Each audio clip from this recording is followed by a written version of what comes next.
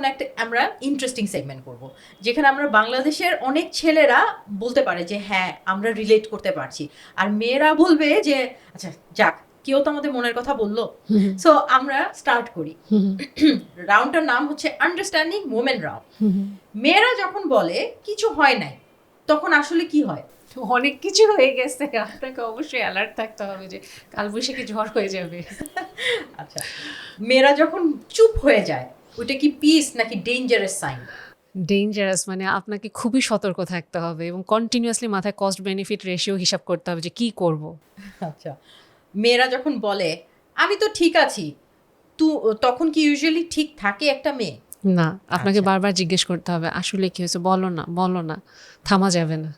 মেয়েরা যখন একটা প্রবলেম নিয়ে কথা বলে, সেটার কি আসলে সলিউশন চাচ্ছে না প্রবলেমটা শুনুক এটা চাচ্ছে? আপনি প্রবলেমটা শুনবেন, হুম।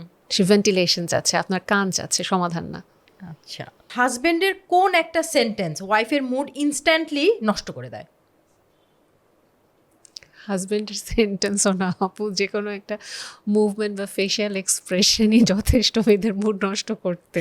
আচ্ছা, মেয়েরা রেডি হয়ে যখন জিজ্ঞেস করে আমাকে কেমন লাগছে, তখন কি অ্যান্সার শুনতে চায় অনেস্ট, নাকি একটা বানায় বললেই হবে? মেয়েরা তো অনেস্টি চায়, কিন্তু হাজব্যান্ডের যদি সুন্দর না লাগে তাও একটু সুন্দর করে বলা উচিত যে তোমাকে আসলে সুন্দর লাগছে, এবং সিনসিয়ারলি চোখে চোখ রেখেই বলা উচিত। আচ্ছা, মেয়েরা কি আসলে এক্সপেক্ট করে যে একটা ছেলে তার মাইন্ড রিডিং করে ফেলবে? হ্যাঁ। তাই? আচ্ছা। আচ্ছা, লেট রিপ্লাই করলো, ছেলেটা ব্যস্ত আছে, লেট রিপ্লাই করলো, মেয়েরা তখন কি ওভার থিঙ্কিং করে? ওকে অন্য কোনো মেয়ের সাথে সময় কাটাচ্ছে, ওর নামের পাশে সবুজ আলো জ্বলতেছে, ও কি এখন গেম খেলতেছে, ও কি এখন গিয়ে অন্য কারোর সাথে কোনো কিছু একটা করে আসতেছে, ও কি আমাকে ঘোস্ট করতেছে, ও কোনো একটা আকাম করছে যেটা বলতে চাচ্ছে না, কি করতে পারে, ও কি উইড করতেছে, ও Oh পট my God! করতেছে, ও কোথায় আছে। আল্লাহ, কত কিছু, কতটুকু ওভার থিঙ্কিং করি আমরা। আচ্ছা, মেয়েরা যখন ছোট্ট বিষয় নিয়ে অনেক ইমোশনাল হয়ে যায়, তখন ছেলেরা কি করা উচিত?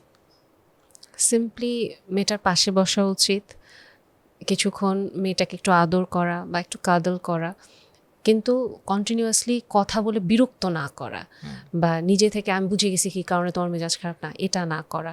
আপনি যে সিম্পলি পাশে বসেন, একটু তাকে এক দুইবার প্রশ্ন করেন, দেন একটু কাডল করেন, তাকে সেফ ফিল করেন।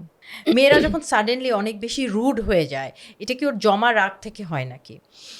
এটা দুটা পার্সপেক্টিভ। আমি যদি বলি যে কখনো কখনো জমা রাগ থেকে হয়ে যেতে পারে, জমতে জমতে, কারণ সে আনহার্ড ফিল করেছে, অথবা যেটা হয় অনেক সময় মেয়েরা আসলে বুঝতে পারে না কোথায় থামতে হবে, এবং যদি এটা এরকম হয় যে না বুঝতে পারে, প্রতিবারই সে এরকম করে, দেন অবশ্যই ছেলেটাকে থামাতে হবে, মেয়েটাকে। ওকে, একটা প্রভার্ব আছে যেখানে আমি শুনেছি, মেয়েরা যখন বলে আমি ঠিক আছি, সেটা হচ্ছে একটা মেয়ের সবচেয়ে বড় মিথ্যা কথা। এটা কি বিশ্বাসী আপনি? ডেফিনেটলি এটা কিছু ক্ষেত্রে সত্যি কথা, যে মেয়েটা যদি আপনাকে বলে যে আপনি ঠিক আছেন, বাট আপনার পার্টনার আপনি খুব ভালো মতো বুঝতে পারছেন ঠিক নাই, বা আপনি আসলে ছেলে মানুষ যেহেতু আপনি আসলে বেখবর সে ঠিক আছে কিনা, আপনি ওনাকে আবার জিজ্ঞেস করেন যে কি হয়েছে, এবং বারবার জিজ্ঞেস করেন যে আসলেই ঠিক আছো কিনা, কি হয়েছে। আচ্ছা, ছেলেটা বাইরে যেতে চাচ্ছে, আজকে ফ্রেন্ডদের সাথে হ্যাং আউট করবে, মেয়েটা বলল হ্যাঁ ঠিক আছে যাও, সঙ্গে সঙ্গে চলে যাবে নাকি ওয়েট করবে? অবশ্যই একটু ওয়েট করবে, মেয়েটাকে ওভারঅল একটু কমফোর্ট দেবে, একটু প্যাম্পার করবে, তার কোনো নিড আছে নাকি এটা একটু দেখবে, দেন এরপরে যাবে। আচ্ছা, আর এখানে আমি একটু ইন্টারাপ্ট করলাম, এখানে মেয়েটারও উচিত ছেলেটাকে মাঝে মাঝে ফ্রেন্ডদের সাথে বের হতে দেওয়া। আমরা মেয়েরা কিছু ক্ষেত্রে খুব পজিটিভ হয়ে যাই, সো ছেলেটাকে অ্যালাউ না করলে সেও আসলে ছেলেটার সাথে সার্ভাইভ করতে পারবে না।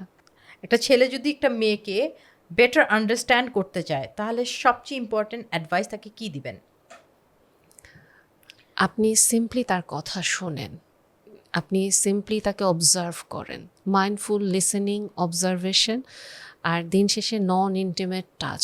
এই তিনটা জিনিস একটা মেয়েকে অসম্ভব ইনফ্লুয়েন্স করে আদর বুঝতে, এবং এটা সিনসিয়ার হতে হবে, কারণ মেয়েরা যেহেতু ফিজিক্যালি উইক, ওদের ইনটুইশন খুব স্ট্রং থাকে যে আপনি কি ফেক নাকি আপনি sincere. Nice, very good, thank you so much for watching the full video. আমার এই এপিসোডটি যদি আপনার ভালো লাগে, আমার চ্যানেলটি ঘুরে দেখতে পারেন। এরকম ইনফরমেটিভ আর ইন্টারেস্টিং পডকাস্ট কিন্তু আমার চ্যানেলে পেয়ে যাবেন। চ্যানেলটি সাবস্ক্রাইব করতে ভুলবেন না এবং আমার সাথেও থাকতে ভুলবেন না। Thank you.